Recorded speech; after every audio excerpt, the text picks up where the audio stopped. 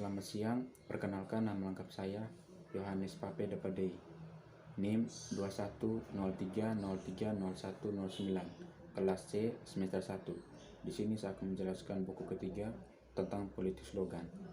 Yang pertama, saya akan menjelaskan tentang pendekatan pemahaman konsep kebijakan luar negeri Tiongkok.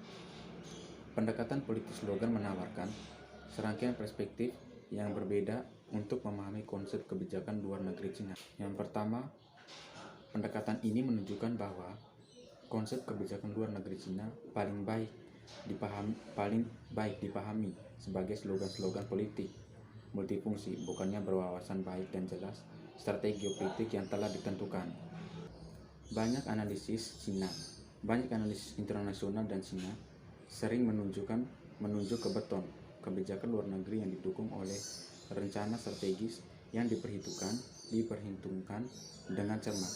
Seperti sebelumnya tersebut, sebagai contoh, inisiatif Sabuk dan Jalan telah secara luas ditafsirkan sebagai strategi besar yang dipikirkan dengan baik, didefinisikan dengan jelas pada Sino dan dibahas. Analisis yang relevan menunjukkan bahwa pengenalan Tiong dari inisiatif Sabuk dan Jalan adalah pengumuman Beijing Master Plan yang dibuat dengan hati-hati, yang akan dibuka secara menyeluruh sesuai dengan kedesain. Pendekatan politik slogan bagaimanapun menunjukkan bahwa konsep inisiatif Sabuk dan Jalan adalah politik multifungsi slogan untuk memobilisasi aktor domestik dan internasional.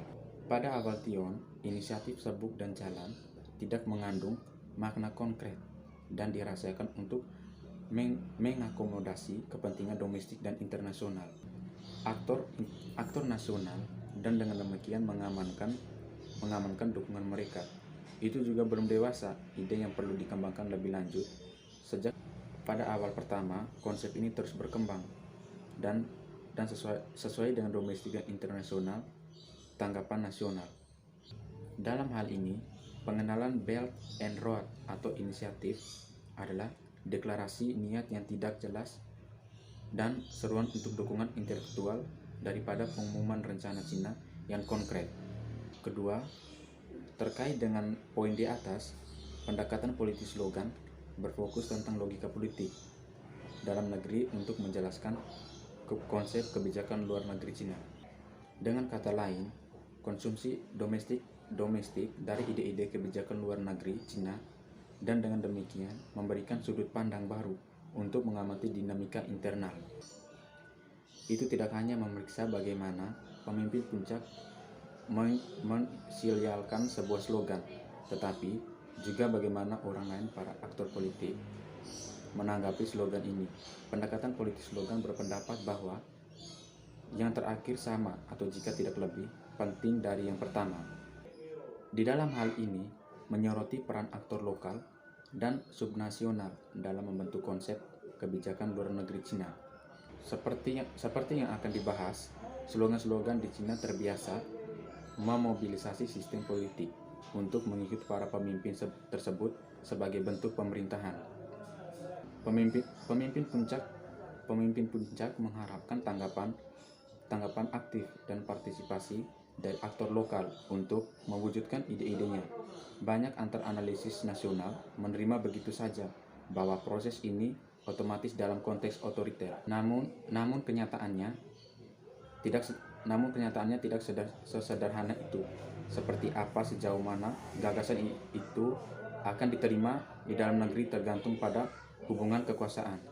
Hubungan antar pengirim pesan dan penerima saat menghadapi kebijakan slogan dari pemimpin yang lemah atau tidak menguntungkan. Misalnya, aktor lokal dalam memilih untuk mengabaikan slogan dari atas.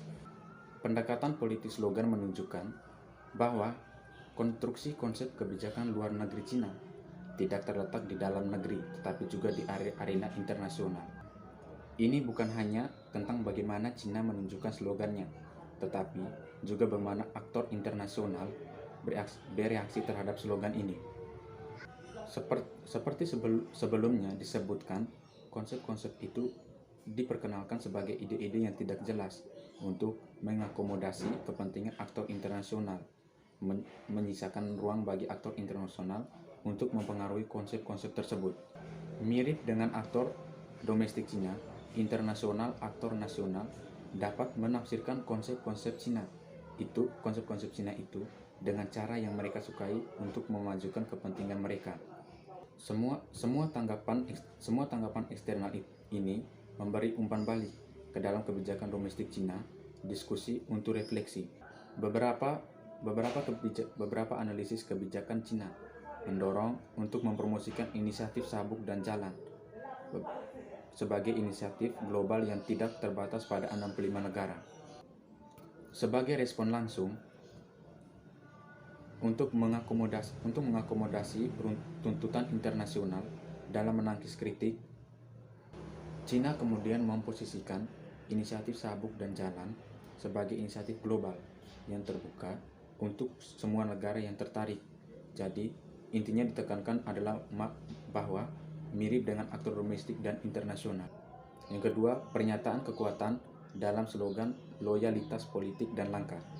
Slogan adalah moto atau frasa yang dipakai pada konteks politik, komersial, agama, dan lainnya sebagai ekspresi sebuah ide dan tujuan.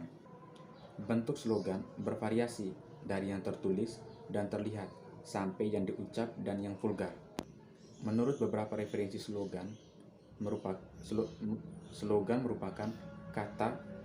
merupakan kata-kata atau kalimat yang menarik, mencolok, dan mudah diingat dalam menyampaikan sesuatu.